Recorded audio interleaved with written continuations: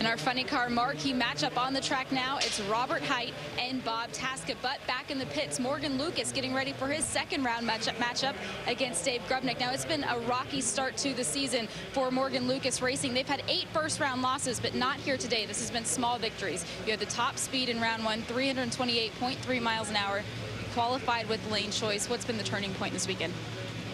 To be honest, I think we just made the right calls. We've had the power, we've had the potential, the parts, everything we've needed all year. We just haven't been making the sound decisions we need to make when we've needed to. And I think the combination's there right now. The guys are doing a great job. Aaron's really, I think, hitting his stride right now. I know it didn't show in Denver, but after the test that we had in Indy, after Norwalk, showed a lot of promise. So I'm excited about the back half of the season. I'm hoping that we can continue to move like this, but it's going to be an uphill fight. You're going to go some more rounds.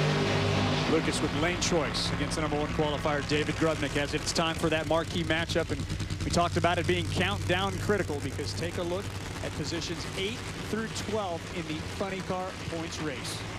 Well, with 20 points between for round wins, take a look at Robert Highty, 17 points behind. So I did the math. If he beats Bob Tasca, he will move into 10th place. Del Worsham and Tim Wilkerson, they're already out. Well, Bob Tasca has beat Robert Highty at the last 2 races, so give him plus 40 in that mathematical equation. But it's Robert Highty who leads head-to-head 9-5. They actually met here last year in round number 1. And on that day, it was the AAA car that now has Mike Neff calling the shots. Stat guy.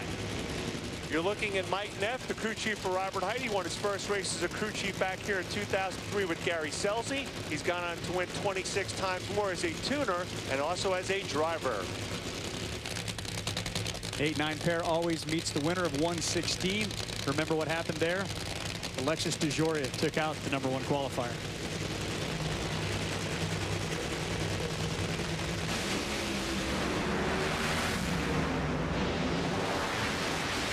It was Robert 1 year ago, and it's Robert again in 2013, round number 1. 4:01.8. Wow. How about Zippy?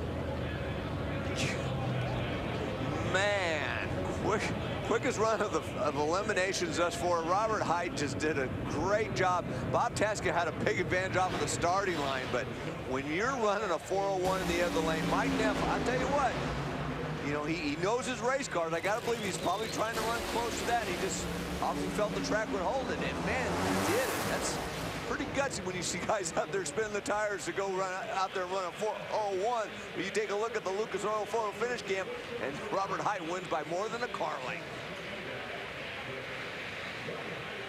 Here are the intervals of that race.